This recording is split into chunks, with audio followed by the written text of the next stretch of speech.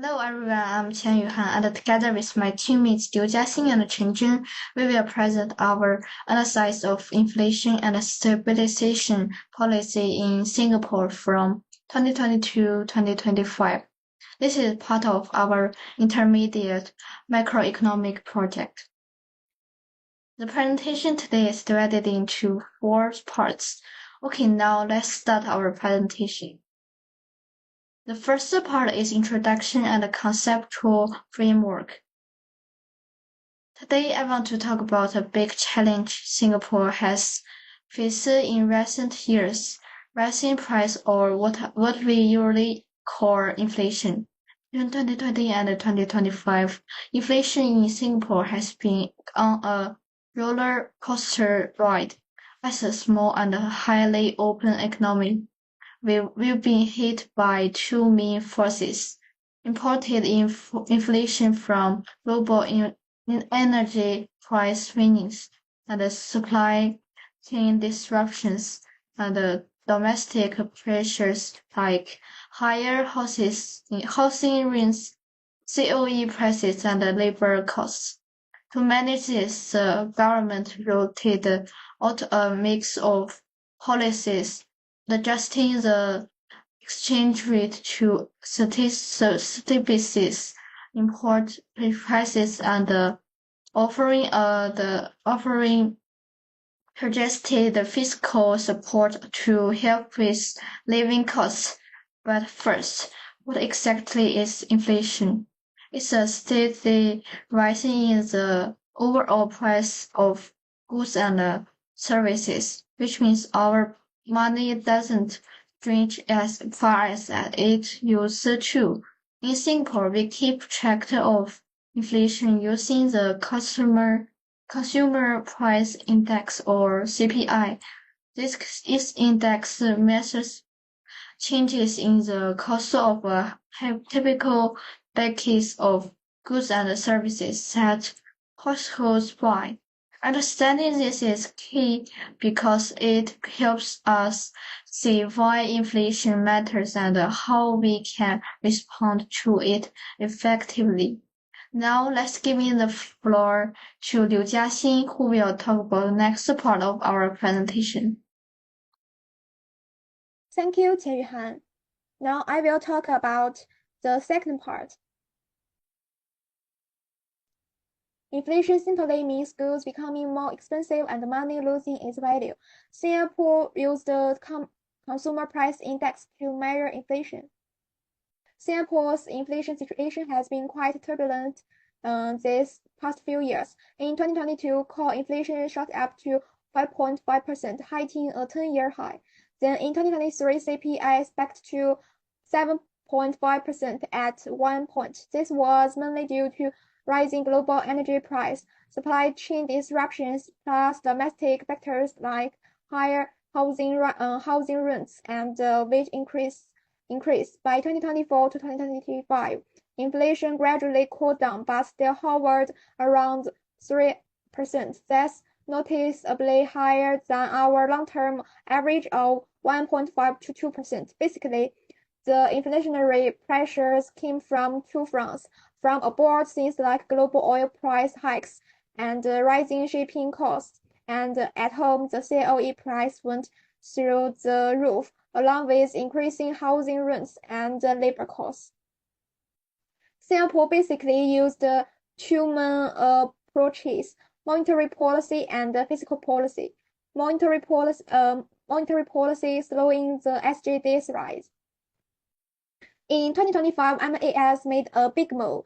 It is up on the Singapore dollar's appreciation. This was the first policy loosening since 2020. So how it worked out?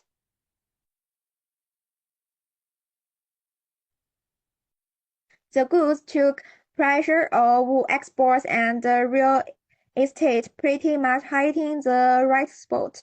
The cash exchange rate tools aren't as price as interest rate cuts, and global factors like US tariff could water down the impact. Fiscal policy, cash handouts, and and trade protection. 2025 budget. Straight up give money to people $600 to $800. Subsidized utilities help the home workers with rents. Basically, easing cost of living pressures. Trade moves.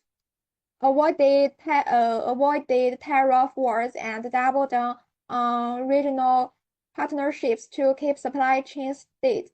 So how it played out? The upside, regular people and business got real tangible support.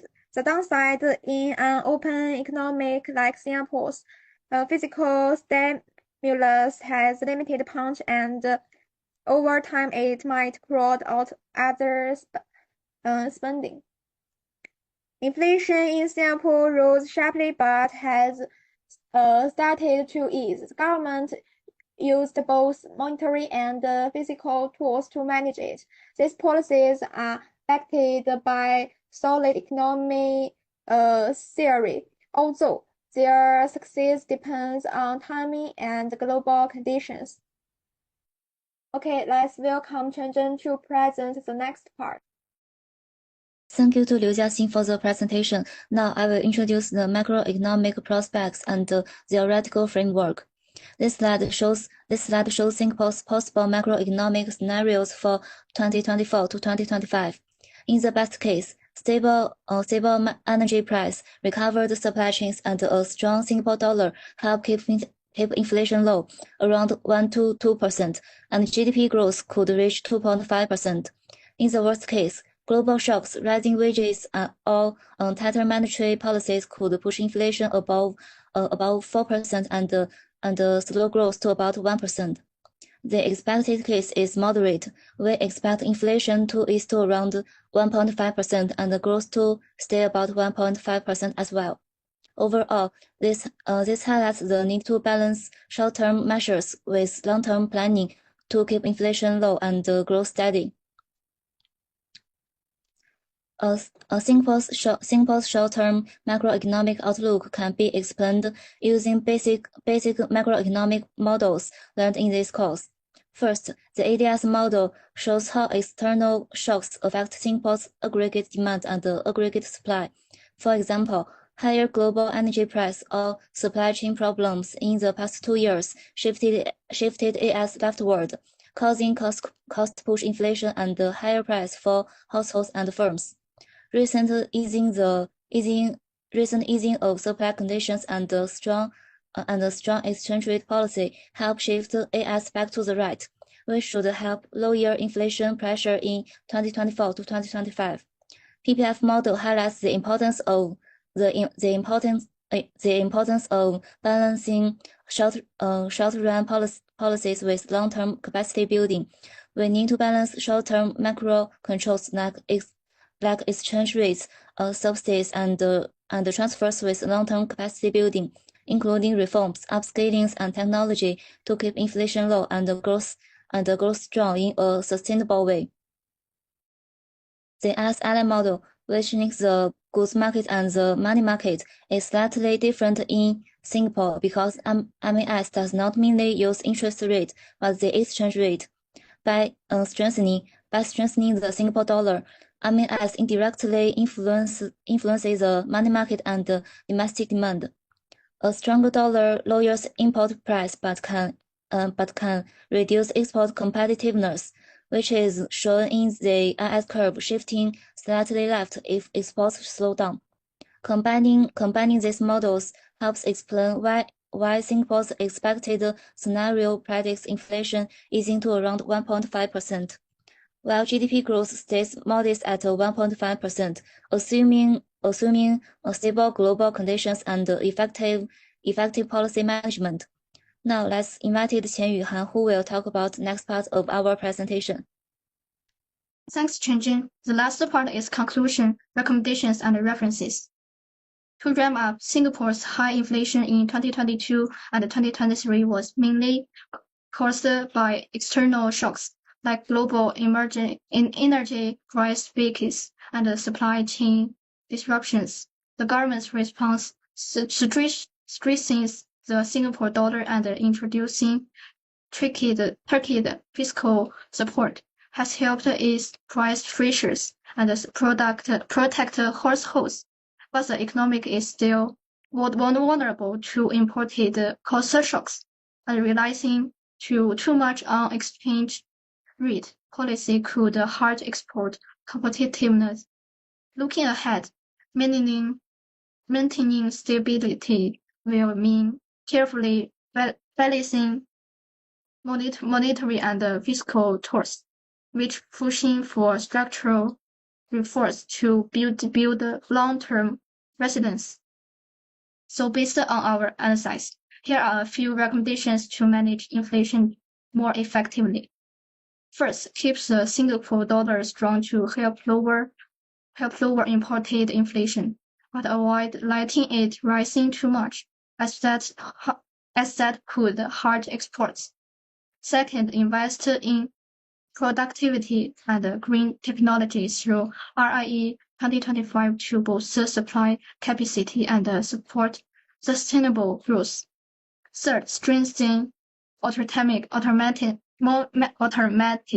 stabilizers like subsidies for lower income households to make the system fair and more resilient.